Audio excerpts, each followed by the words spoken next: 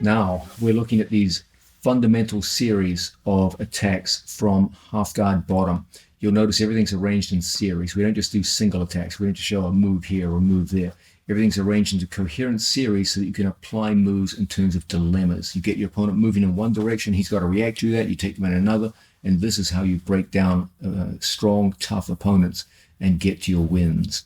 The new series I want you to look at now, widely used throughout the sport of jiu-jitsu, one of the fundamental ways to off-balance people from half-guard position, and also a tremendously effective way to actually sweep people from half-guard situations.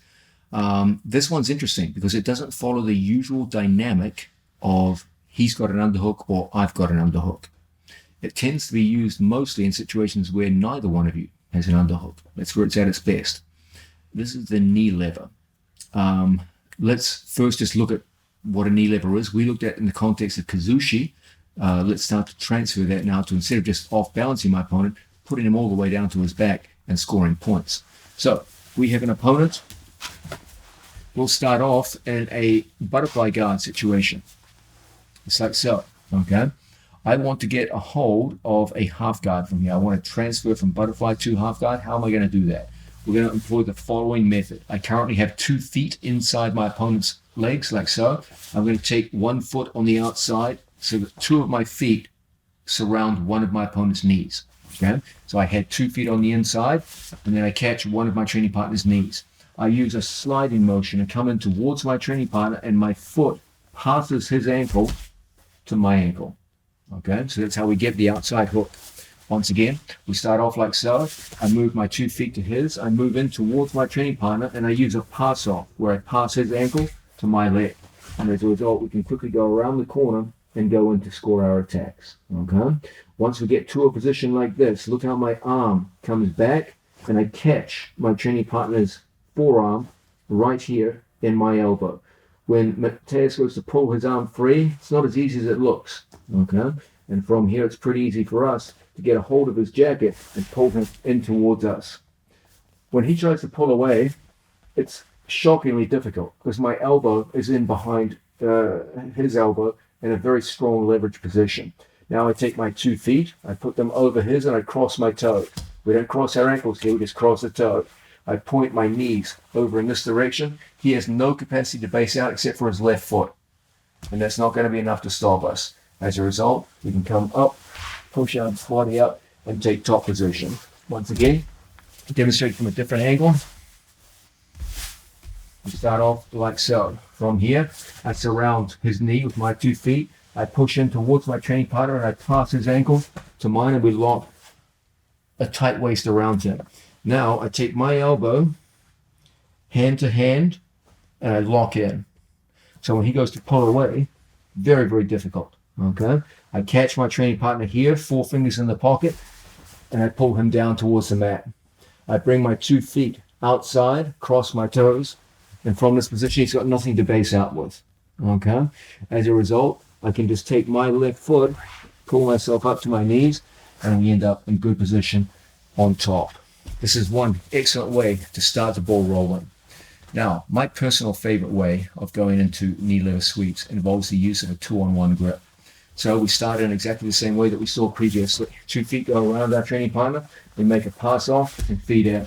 This time, from this position, I take my hand back to myself and I take a 4-finger cuff grip, cross, right here. My right hand to his right cuff. We're not allowed to put fingers inside, so we take 4 fingers here and we lock up. When I turn my hand palm up, you'll see a line of tension go through my training partner's jacket. I take my second hand and I take the seam that runs down the back of every sleeve, and we lock on here and here. When Mateus goes to pull away from me, it's shockingly difficult. This is a very, very strong grip. 4 fingers in the seam, locking in. 4 fingers in the seam of the cuff, locking in, and I pull him to me. As he tries to pull away, it's very, very difficult to pull. Not an easy thing to do. Now I pass my 2 feet over, and bump, turn, and find ourselves in the perfect position to come up on top. Okay? This 4-finger grip is such a useful thing. Okay? We take 4 fingers here, turn around, and you'll see a line of tension running through his jacket. 4 fingers lock in here. He goes to yank away from me, and it's almost impossible. It's like you got a rope tied around your shoulders and arm, okay? You'll see whenever we use this, a concerted line of tension running through the jacket from the back of the shoulder to the wrist. Even one-handed, he goes to yank away. It won't be easy. Two-handed, controls the back of the shoulder. It's well nigh impossible, okay? So, from a butterfly guard situation, we come through, past the foot, and now, right from here, I go through and get the initial grips locked up. He goes to pull away from us, we pull him in, and then from here, 2 feet go over. I bring my buttocks off the floor, and we tilt our training partner over. As soon as we get the tilt, he's going to want to come back up, okay? I can't be naive and just try to go forward. If we both go up together, whichever stronger wins. The key to getting up is to bring my body like so to like so. When he goes to get up now, you'll always keep your head over his head and end up in a winning position, okay? This is a very, very effective way to sweep people. Now, my personal favorite method, the one which I use more than any other, is a variation of this. From here, just like before, we use that pass off and get our foot over the top. Just like before, we get that cross cuff grip. Just like before, we get the 2-on-1. When he goes to yank away, so difficult. We pull him into half guard. But instead of me staying on the sleeve, I come over the top and hold. When he goes to yank away, you have this incredibly strong grip around the lat and the arm. I pass my 2 feet over. As he tries to hold his base, we cross our toes, and from here, we take the man over. This, in my opinion, is the single strongest sweeping grip from half guard bottom. It's just incredibly difficult for your opponent to stop. As always, I plant a foot and I put my second foot in behind me.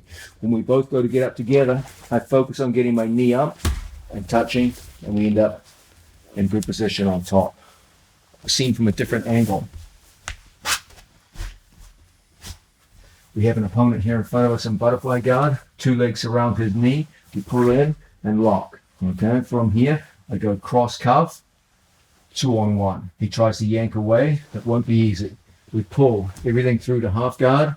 We go over the top and hold the lat muscle. So I have a grip here, keeping his arm across the body, and a grip here, locking him tight, head to head.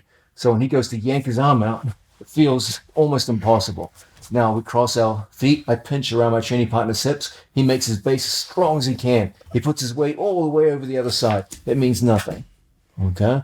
We just take our hips off and end up in perfect position. Now, the last battle is going to be him bridging back up, trying to reclaim top position. That's going to be the last battle. So I take my hips out, so when he bridges in, he doesn't really touch my body.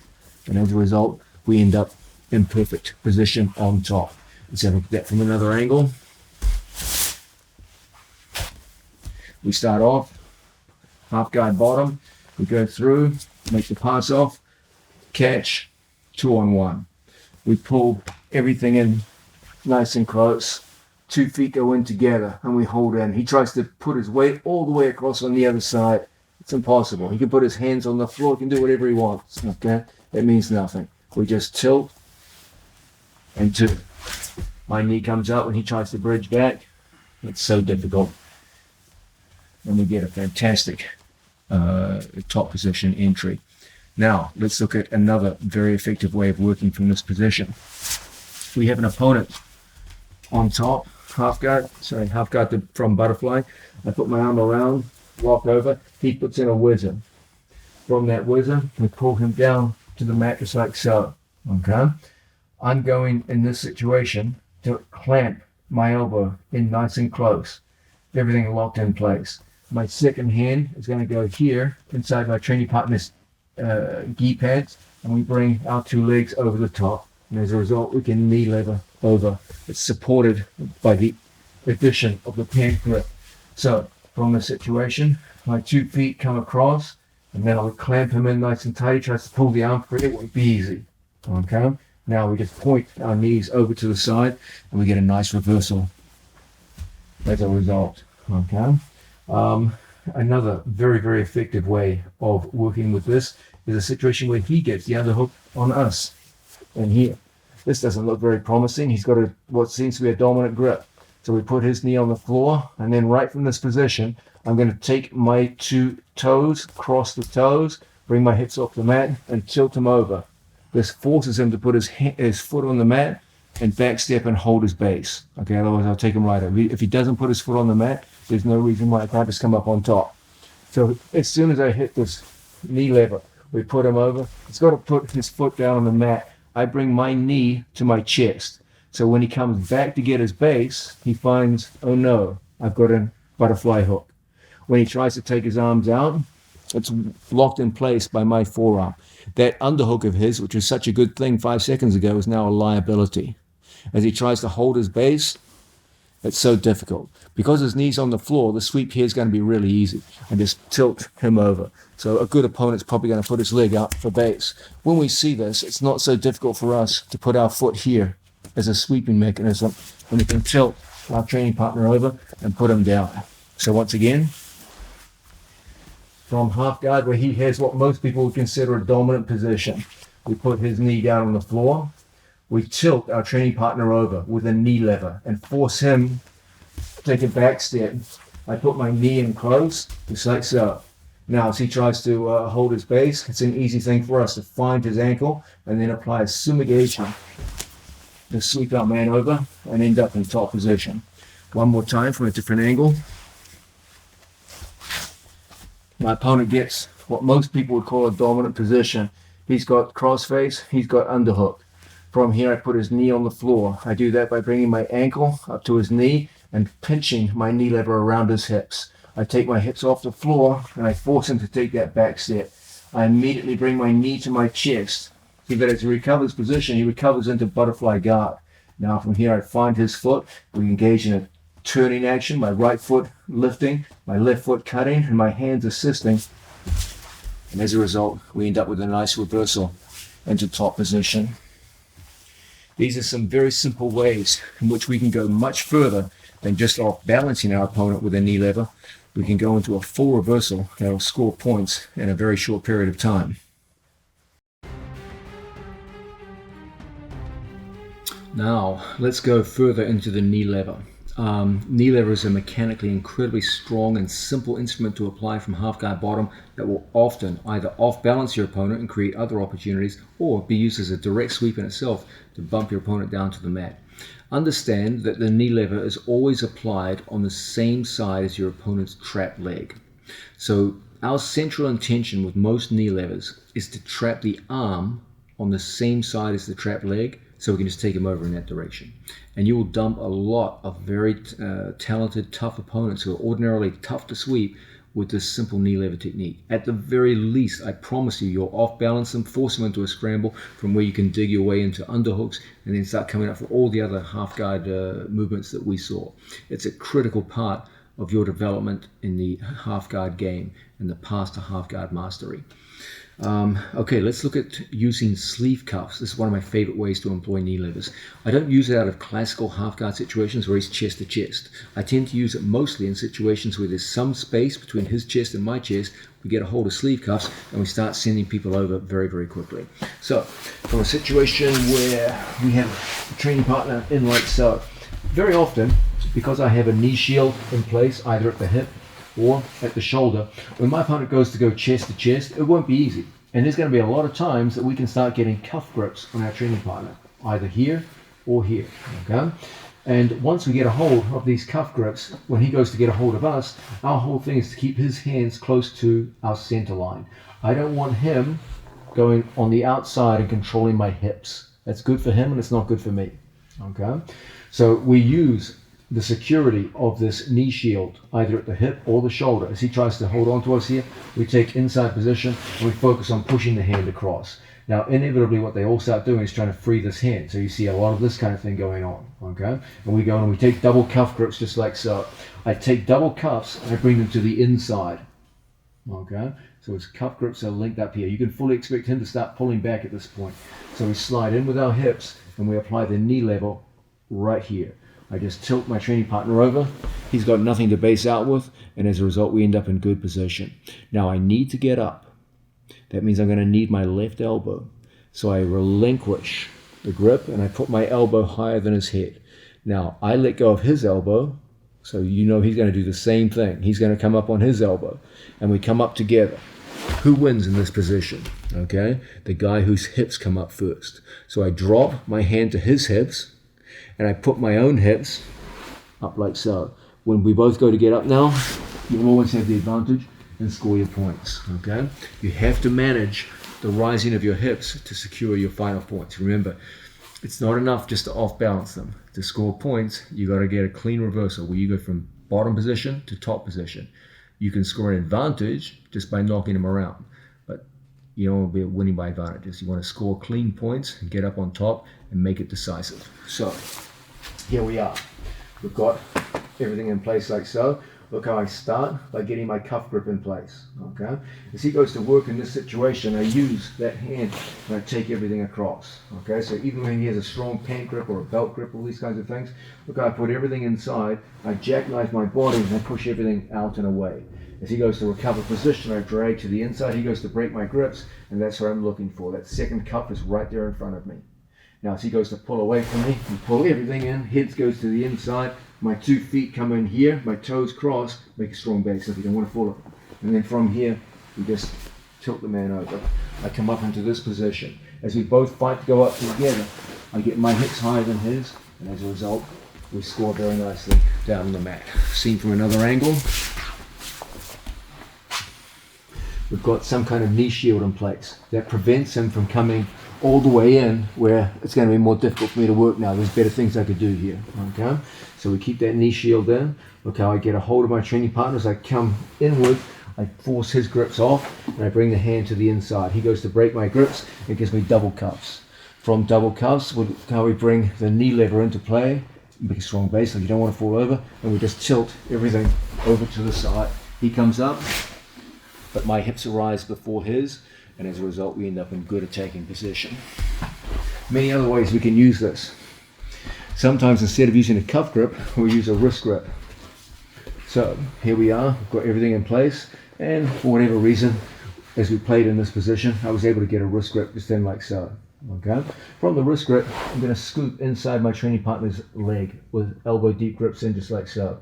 I'm going to shoot my left leg through, and from here we're going to hit a knee lever, which involves the use of this scoop grip. His only recourse is to put his hand on the floor. Okay, that's the only thing he can do. So I shoot my, so keep your leg over, and from here I'm in a position now where I can elevate my training partner's leg. I like to get my foot inside his foot, and we start elevating and coming up to our base. Once my head goes higher than his head in these situations, you're going to be able to put a lot of people down. We heist, we come up to our knees, and from here, we're ready to play. This is just one more way in which we can use these simple knee levers to knock our opponent down, using cuff and wrist grips.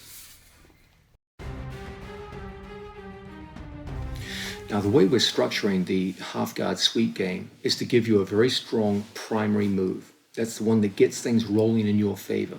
But we also want to have auxiliary moves when the primary move is not working in the fashion in which you wish. One of the very best auxiliary moves from half guard, a move that is often seen in international competition, is a back roll sweep. There are many variations of this. I'm going to focus on the two which are most often seen in competition. I believe this is a good indicator that they are the most practical, the most workable, the most functional of the various rollback sweeps. In addition to being highly effective just as sweeps in themselves, they also demonstrate some really important principles for your development as a beginning student in jiu-jitsu. These are the idea of body movement that underlie the moves themselves. You show me any move in jiu-jitsu and there's a small set of body movements associated with the move. And until you master the body movement, the move itself can be very difficult to apply. So that's an important general theme throughout jiu-jitsu. The other is the idea of action-reaction. So often in the sport, what will actually determine the effectiveness of a given sweep in competition is your ability to cope with the push-pull, the dynamic push-pull effect, which occurs in actual live sparring and competition.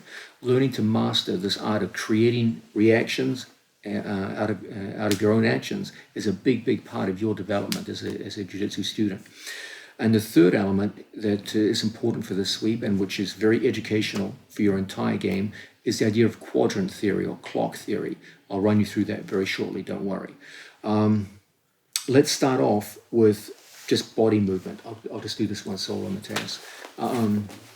There's a movement involved in back roll sweeps, unsurprisingly. That's a back roll. Let's have a look at it.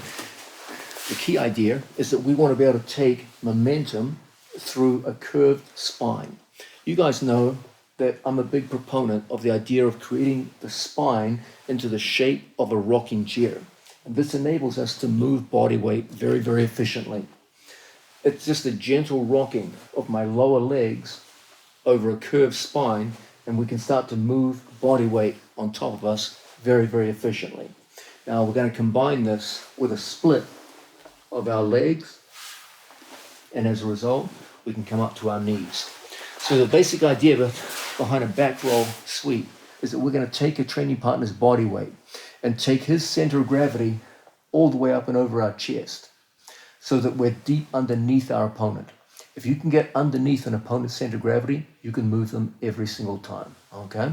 As we do this, our spine goes into that rocking chair shape and our legs create a kickover effect where my lower legs kick simultaneously, and then from here we split so that we can come up on top of our opponent.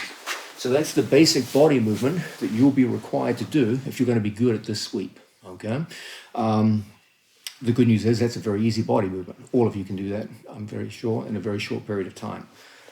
Coming back, Mateus, second element that we need to be very, very strong at is understanding the idea of quadrants.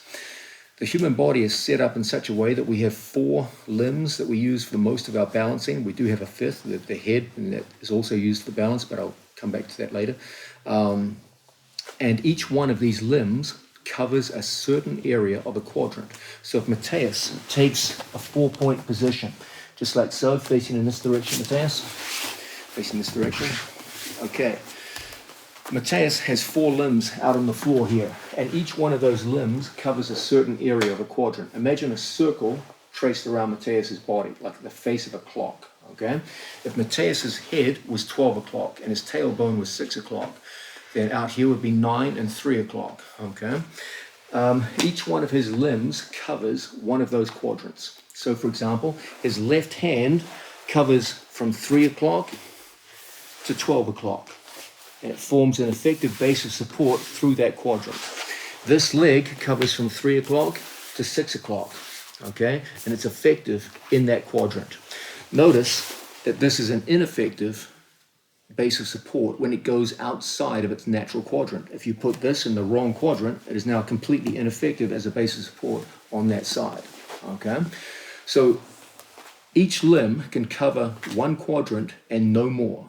That's all it does. It's very, very effective within that quadrant. It's completely ineffective outside of that quadrant. Understand that.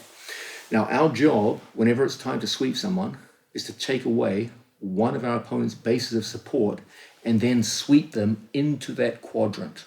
That's the idea behind every sweep in the sport of jiu-jitsu, okay? So, for example, if we took Mateus's hand and we asked Mateus to take this hand to the opposite hip, then even the smallest force with one finger in this direction will knock the man over, okay? If he comes back up to 4-point and has a strong base of support, now my entire body weight pushing into him will not be able to move him because he has a strong base of support. Here, if I push in this direction, his left leg is a strong base of support, okay? And all my body weight has no effect, okay? But if you took away this base of support, Mateus putting this foot to this foot, now again, a single finger will push the man down without a problem. So our whole thing is to create a sense in which we rob our opponent of one base of support and then take them into the quadrant which has been affected. Okay, so that's the background theory behind sweeps in general, and it's particularly important in the case of back roll sweeps. The third element is the idea of action-reaction. You just stand in front of me, Mateus. If I have a grip on my training partner, bend your legs, strong athletic position, okay, from here, if I push into my training partner and he starts pushing back, Okay, that's going to create action-reaction, whereas he starts to push against my push, it's going to be very easy to convert to a pull and disrupt his balance. Conversely, if I pull on Mateus, and then from here he starts pulling back, it's going to make it very easy to off-balance him in the opposite direction. We're employing an action-reaction. We start with a sense that if I want my opponent to move backwards, I first pull them forwards. Okay, so my real intention is to make him move backwards. I start with a pull. And as he pulls back, then suddenly it's very easy to take the man backwards. That's the basic idea behind any action-reaction move. Now, the good news is this back roll sweep works with all of those in unison. Let's have a look at it now. Okay, we're going to start with two variations. One is when my opponent is at distance from me, and one is when my opponent is in a chest-to-chest position. Both of them are highly effective. Okay? Now, whenever someone gets into half guard, one of the things we fear the most is them getting a strong underhook and a strong crossface. If my opponent can get both underhook and crossface, this is a bad thing for me and a very good thing for him. There's a very high likelihood from here he can pass. Okay? So, as a general rule, we want to prevent people from getting crossface grips. Often, we will start off with some form of knee shield. It might be a low knee shield, or perhaps more likely, because we're working with a jacket, a high knee shield where we combine a cross grip and an elbow to my knee. So when my opponent tries to come forward, it's very difficult. Okay. In addition to preventing the underhook on the far side, it's very much in my interests to get a hold of my training partner's sleeve cuff so that when he goes for any kind of crossface, the hand is controlled. Okay. Even if my opponent did get through my knee shield now, he might score an underhook, but he'll never get a crossface because I'm controlling the hand through the cuff. As he tries to reach for a crossface, you're controlling the hand, and as a result, you can move and survive a lot more easily from half guard bottom than if you release that hand, he gets crossface and underhook, and now things get very tough very quickly. Okay?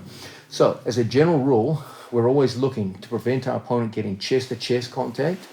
That's typically done through some form of knee shield, either low or high.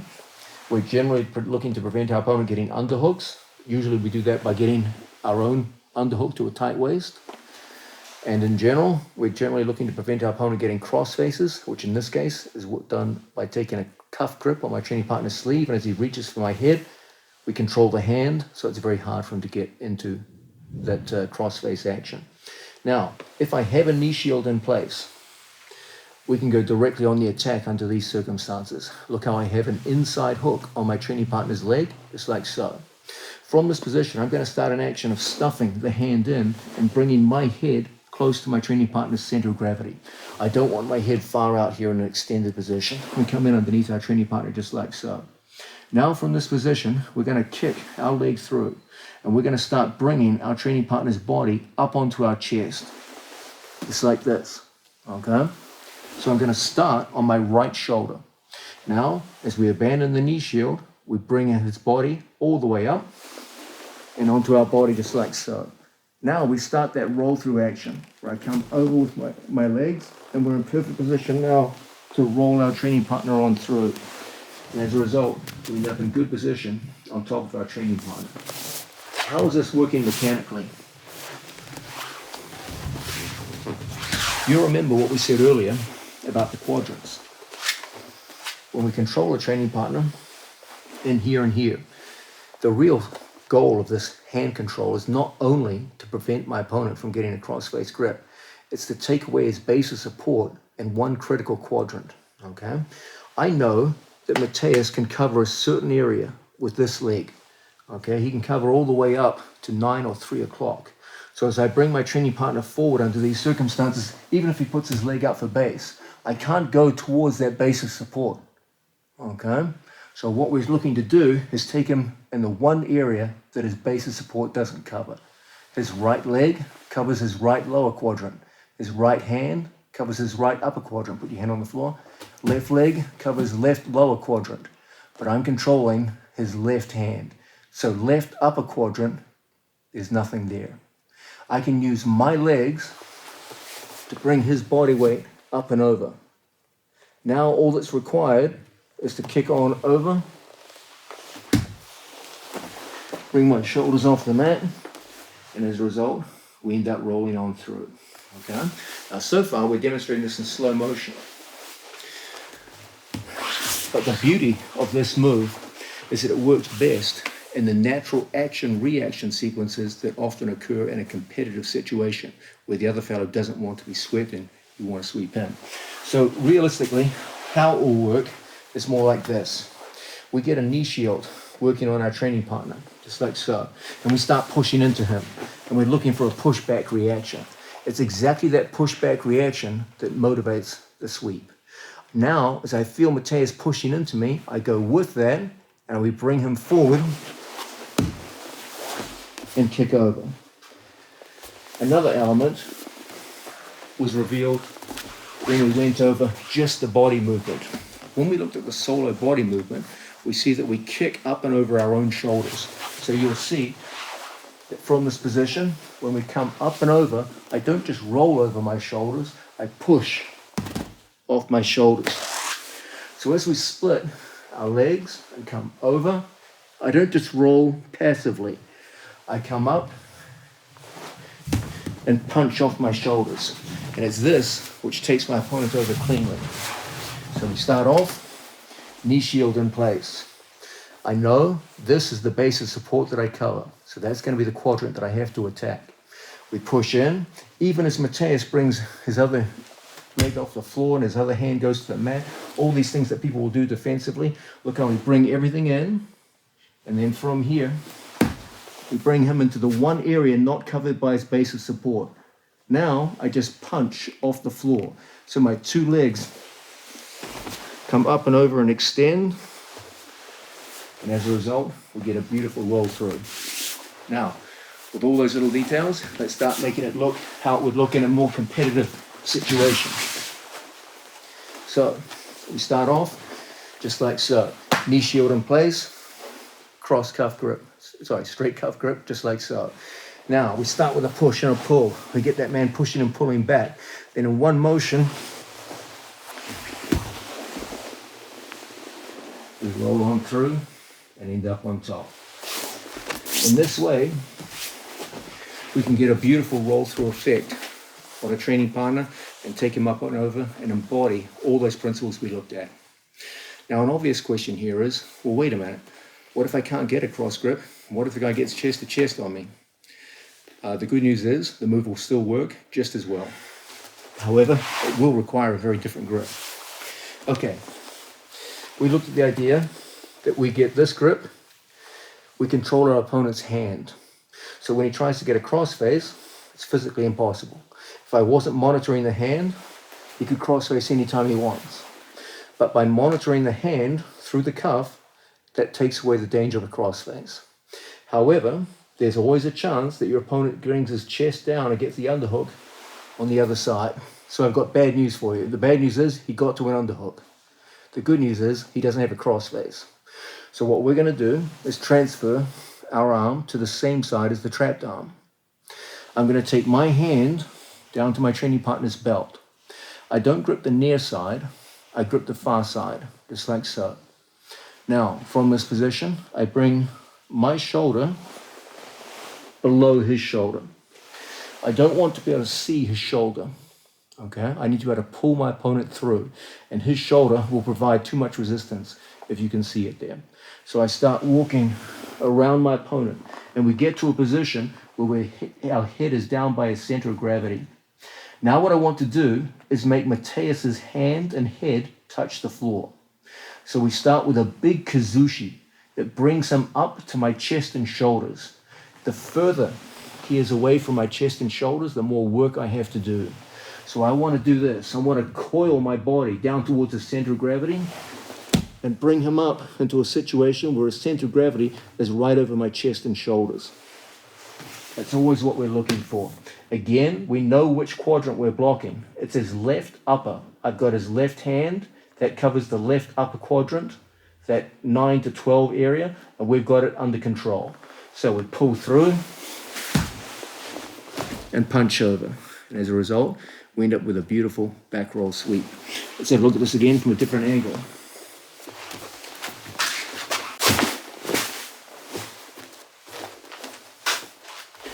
We have an opponent, we get a hold of their cuff, just like so. He gets the chest-to-chest position. We switch our hand across, and we get to our training partner's belt. We go below our training partner's shoulder, and now we're in the perfect position to bring everything up onto our chest and shoulders. One good pull, and then the swing of my legs does exactly that.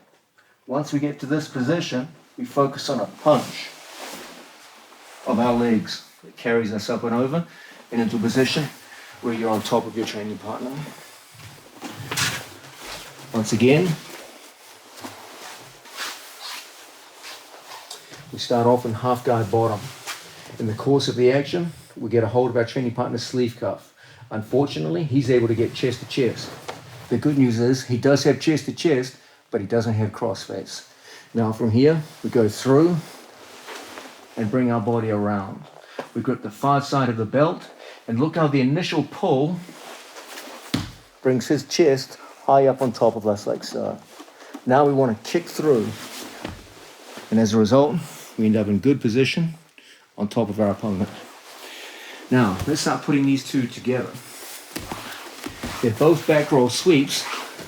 One is chest to chest, and one clearly isn't.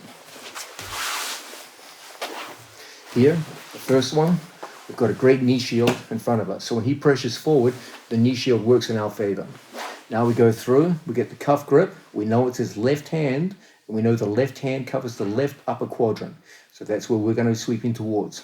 We stuff the hand, we bring our body around, in towards the center of gravity, and then from here, everything goes up and over. Now our opponent gets swept a couple of times and figures, hey, if he gets a hold of my hand, I better get chest to chest so I can control him. No problem. Same move works just fine. He gets chest to chest. We go around the corner and access the belt. When we go to access the belt, we want to get past our training partner's shoulder. Now from here, just like before, the pull takes his body up and over, and we back roll into top position. The back roll sweep represents a beautiful embodiment of three of the key elements involved in all sweeps in jiu-jitsu. The idea of action-reaction, pushing into your opponent, getting to push back, and then sending the man over. The idea of the theory of quadrants, about how every limb of the human body covers a quadrant, and if it was taken away, it's very easy to roll someone over that quadrant, but it's almost impossible to roll them into any other quadrant. So once you trap a limb, identify the quadrant that it covers and go in that direction.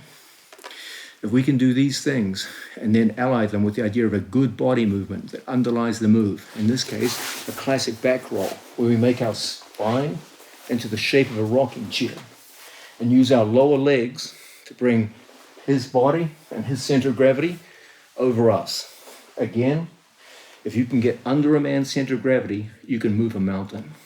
We bring him up, split our legs, and we push off our shoulders. And as a result, we'll end up in top position, out of half guard.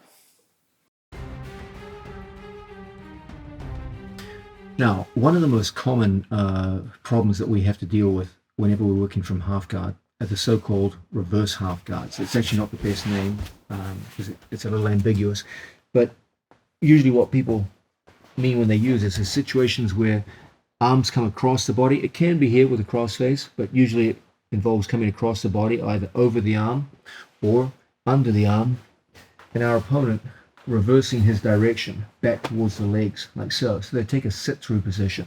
So we change our angle.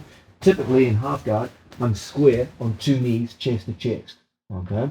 But I always have the option of sitting through on my training partner and sitting down to a hip in this position. There's many advantages to this. It creates an unweighted leg, which can be easily moved around, and this is going to make, in many ways, the act of freeing the knee of the trapped leg, an essential part of half guard passing, a lot easier. So it's a very popular form of movement. Now, when you first look at it, initially it looks like a rather weak position because I seem to have no base backwards, okay?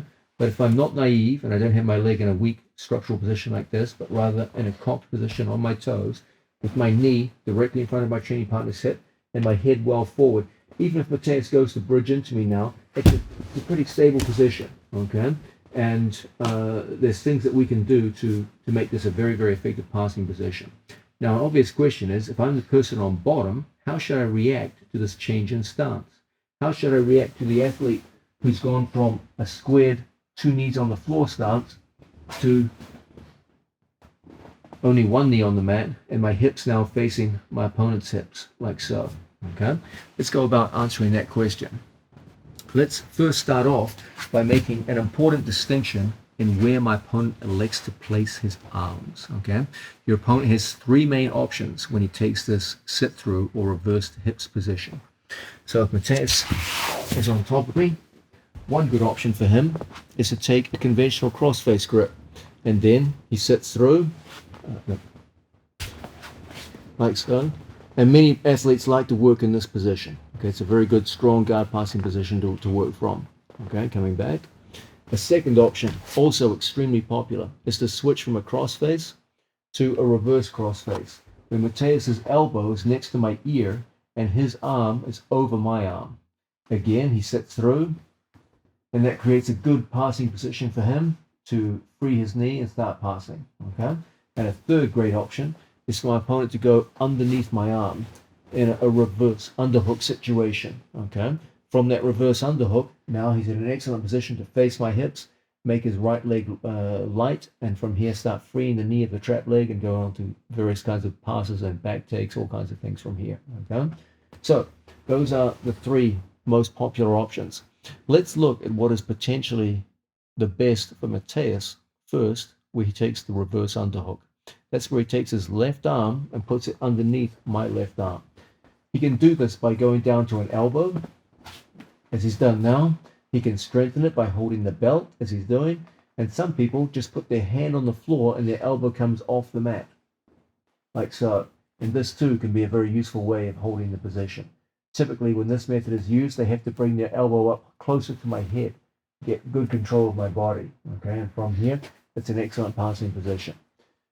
All of these get more or less the same answer as to how we're going to react. Okay, the bad news is there's some danger of back exposure on my part. Okay, if I start turning naively into my opponent from here, there's some degree of back exposure when he's underneath my arm. Okay, and people can start turning around your body and causing all kinds of problems here. Okay. In addition, it's very hard for me just to go directly into an elbow escape from this position because his knee is inside my hip and it's quite difficult for me to move. The good news, however, is that when your opponent takes the reverse underhook, he doesn't have a direct control of your head. And as you probably guessed by now, that's a big deal in half guard bottom. So yes, he has some good things going for him, but one thing's good, he doesn't yet have a direct control of my head. And it's up to us now to learn how to exploit that if we're going to be successful here from bottom position. So one thing we're going to start off by doing here is taking our hand and getting a hold of our training partner's belt. In a no-gi situation, we'd simply place our hand on our training partner's lower back. Now, I'm going to pull my elbow back so my right elbow goes inside my training partner's hip. I want to be on my side as much as possible. I don't want to be flat on my back here. Okay, it's not an effective position to work from. So I want to start by going through and framing on my training partner's belt or lower back. I will take my other elbow and I put it inside my training partner's hip. Now I can't be naive and just have my legs floating around here in the breeze and he kicks out and goes across my side. We have to make sure we control his leg up here at the knee. I want to avoid triangling my legs here. Okay, that's not going to prevent my opponent from pushing my knees and freeing the knee of his trapped leg. So let's use a single leg hooked up here at our training partner's knee, my calf just below his knee. And it's important, if I am going to use my other leg, to wedge it on top of my training partner's knee. Okay, I'm not going to stay here for long, but this will initially hold me in place long enough that from here I can start a movement that puts my knee outside of my training partner's knee. Let's move in this direction first. What I'm looking to do is to get my knee right there in front of his hip. He wants to beat my knee with his knee. So there's a battle here. I form my frame, I bring my elbow inside the hip, I bring my leg up, and I have the confidence to unlock my legs so that I can plant my foot and start shrimping. That sliding shrimp puts us in a situation where I can bring knee and elbow together and put my knee in front of his hip. Something magic happens once the knee gets in front of the hip. For the first time, you can start pushing with your legs. And if I can push with my legs from here, I can build up to an elbow and get height on my training partner. And the moment I get height in a position like this, even if he did free his leg now and take his leg free, it would mean nothing because his back is exposed. All that's required is a simple movement around my training partner's back and a pull with my left hand, and we're right away on our training partner's back. From here, we go through and start to score our training partner's back in the usual fashion. Once again, we have an opponent on top of us in half guard. He starts off square, and then he makes a choice to go through underneath, take a reverse underhook, and switch his hips. And as a result, his hips now face mine. If I just hold on with triangle legs here, that's not going to help. He's just going to push on the knees, free the knee of the trap leg, and eventually from here he's going to extract his foot and start passing. So initially I lock above his knee, but at some point I've got to have the confidence to bring elbow inside, bring my foot up to his calf, and then from here start an action of shrimping. That shrimping action enables me to get my knee to the pocket of his hip. And now something magic has happened. When my knee is here, all I can do with my legs is pull. I can just pull inwards. I can't push. There's nothing to push on. But the moment we start that elbow escape motion and my knee goes in front of his hip, now you can use your legs to push. And because of that, I can create distance and start framing up to an elbow. Now my head is just as high as his head. And it's going to be a relatively simple thing for us now to start an action of turning and exposing our training partner's back. From here, we go in the usual fashion, locking up and find ourselves in one of our favorite attacking positions. So this is one excellent way for us to work. Now, an obvious question for you is, well, what if my opponent's heavier than me and I find it really difficult to get up on my elbow? Can I still be effective with this move? Absolutely. It will, however, require a slightly different movement. Instead of coming up to a power prop on our elbow, we're simply going to hit a back heist. So, same scenario as before. My opponent comes in, makes a switch, and goes through underneath my arm. From here, like before, we frame on our training partner's belt or lower back if he's not wearing a belt or belts come off in the course of rolling or what have you. From here, I bring my leg up to my training partner's calf muscle. We start moving out to the side, we frame in, and this time, as I come up, I feel it's very difficult for me to come up to an elbow and bring my knee inside. So what am I going to do? I'm going to take my feet and I'm just going to heist up to my knees. It looks like I've exposed my back to him, and to some degree, I have. But the circle in which I'm turning is inside my opponent. So it's a smaller circle, a smaller circumference that I'm traversing. And as a result, when he tries to step to my back, I'll always turn inside him. Now from here, we step across our training partner's foot. We use our other leg as a pendulum, and it's that which gets us up to a situation where my head is higher than his, and as a result, we can quickly go in and start to score our training partner's back. Once again, we start off in what's obviously a rather compromised situation. He goes through and scores the reverse underhook. We form our initial frame on our training partner at the belt. Then a secondary frame, my elbow goes inside his hip. I would love to come up onto my elbow for the previous move, but Mateus is laying heavy on my chest, and as a result, that feels very difficult to do.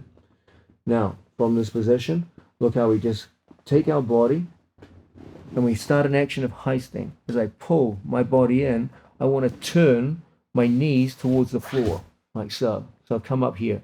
It looks like you've exposed your back to your opponent. And as I said, to some degree, you have.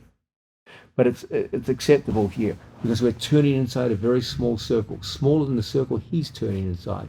He needs to step a big movement around our back. You need to turn inside a very small circle to put your legs between you and your opponent. So from a situation where even if he extracts his leg now, it means nothing. I just pop up, and then from here, as Mateus goes to step to my back, it's so easy for us to turn inside him. And from here, we step over the calf muscle. We use our leg as a pendulum, and that brings my head higher than his head. Now, even if Mateus goes to recover, that belt grip makes it very, very difficult. And as a result, relatively simple for us to start taking our training partners back.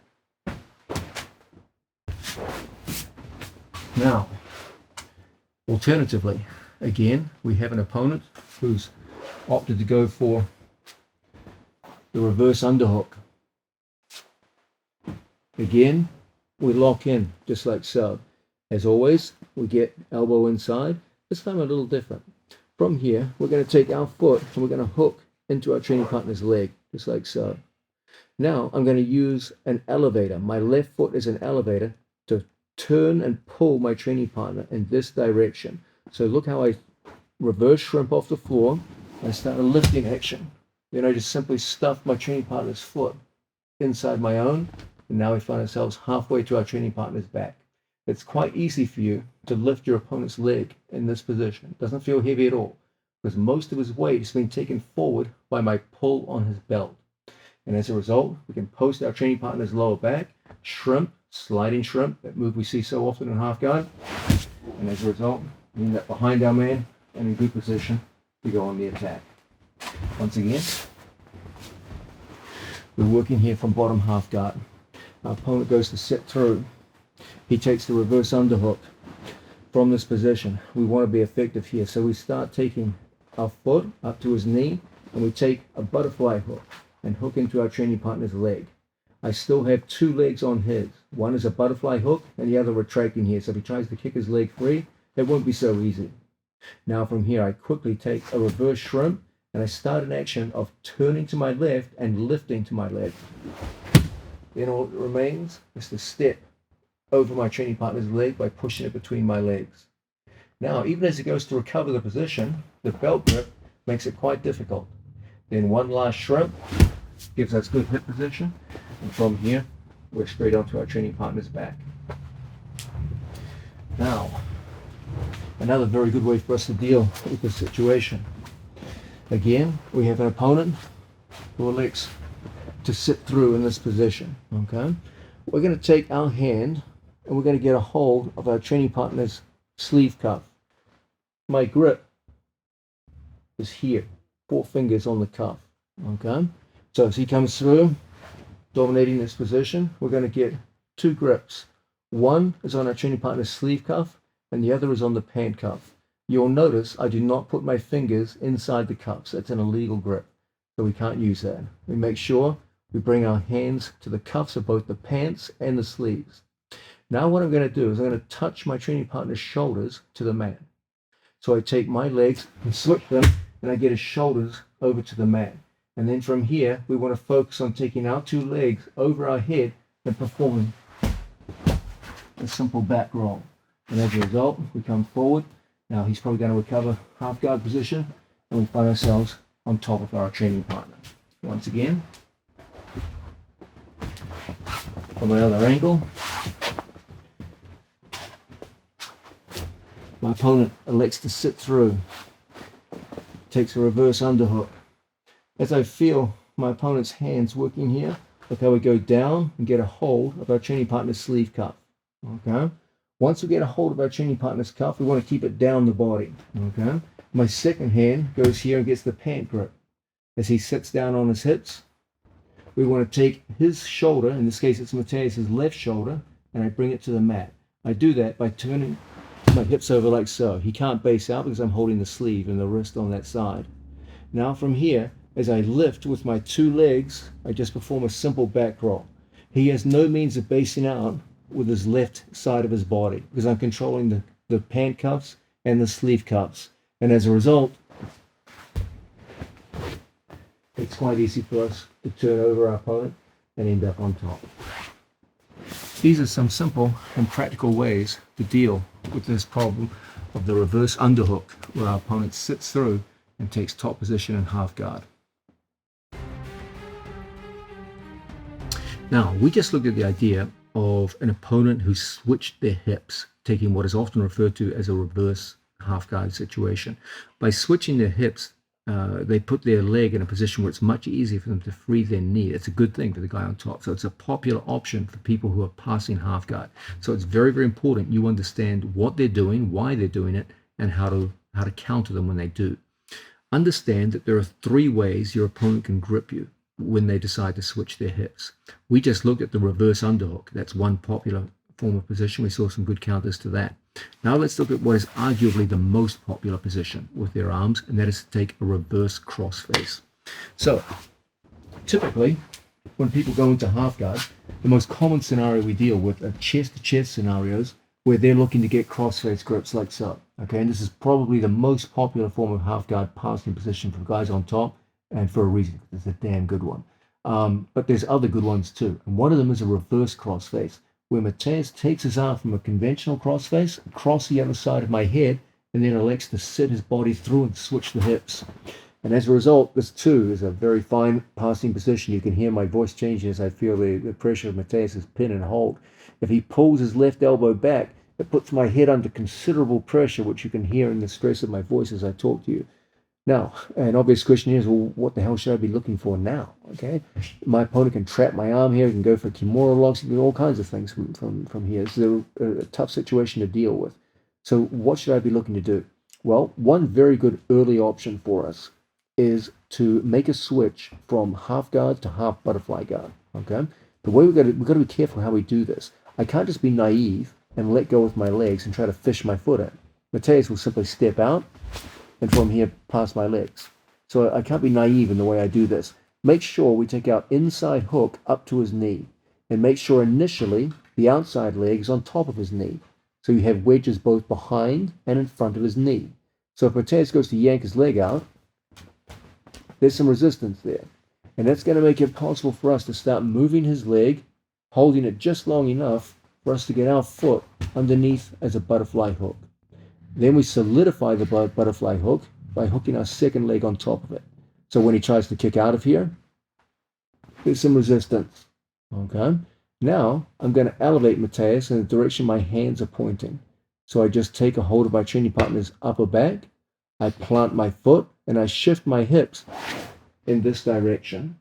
And as a result, we can start a lifting action that brings Mateus's body out, and my knee goes inside. And as a result, we now have a perfect position to make our opponent float, and now we're back in a more conventional guard position, ready to start attacking. So once again, my opponent does a good job of switching the arm across to a reverse crossface. And it's a scary situation here. Your head's controlled from the far side.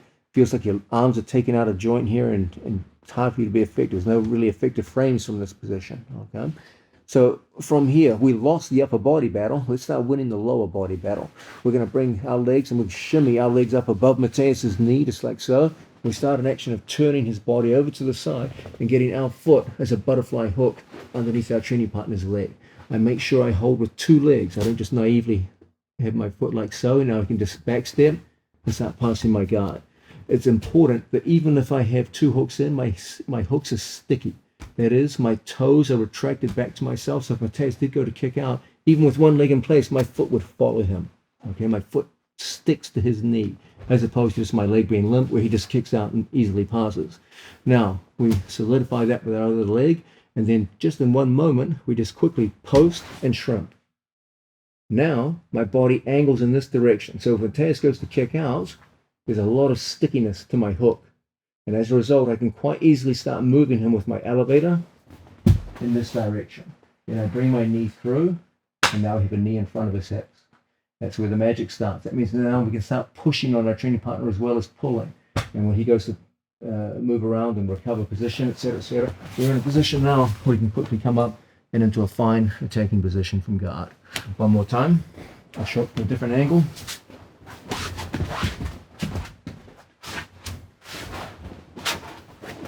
He switches over, takes a reverse crossface from this position. Look how we bring our legs pinched on top of his knee like so. We start moving his leg, and I start finagling my foot inside my training partner's knee. There's good contact here. I have a butterfly hook and a retracted leg here, a back heel. So when he goes to pull his leg free, it's quite difficult. It's not an easy thing. Then we plant and shift. Off that shift, that's the directionality of force. And that gets our knee in front of him quite easily. It creates a situation where from here we can go back into all of our more conventional attacks from guard position. Now, another way we can deal with this problematic situation is to go back to one of the main body movements that we use in half guard overall. This is the idea of a knee lever.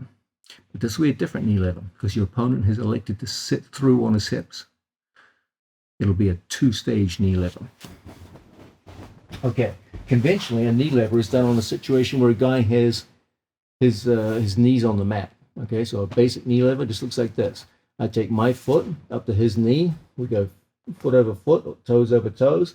I bring my hips ever so slightly off the mat, and I lever my opponent over by pointing my knees in this direction. So it takes him out of balance. Okay, so if Mateus is on top of me in any situation like so, it's a good way to create kazushi or off balancing.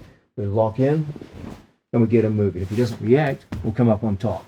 So presumably he's going to go to base out, and from here we've gotten him out of balance, and typically we use it to get underhooks, etc., etc. Okay? Now, how are we going to use it in this situation? My opponent sits through on me, brings the arm over, and sits through. Now his knee is not even on the floor.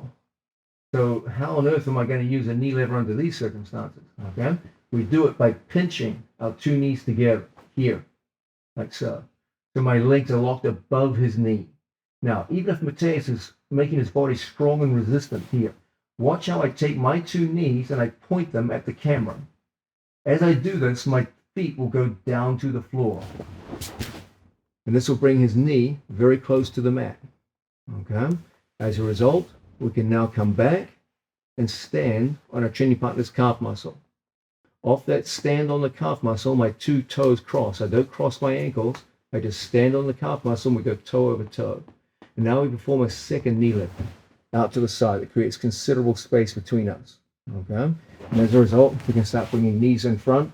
And now from here, we're back in a situation where we can create space between ourselves and our opponent and go back to more conventional forms of open guard.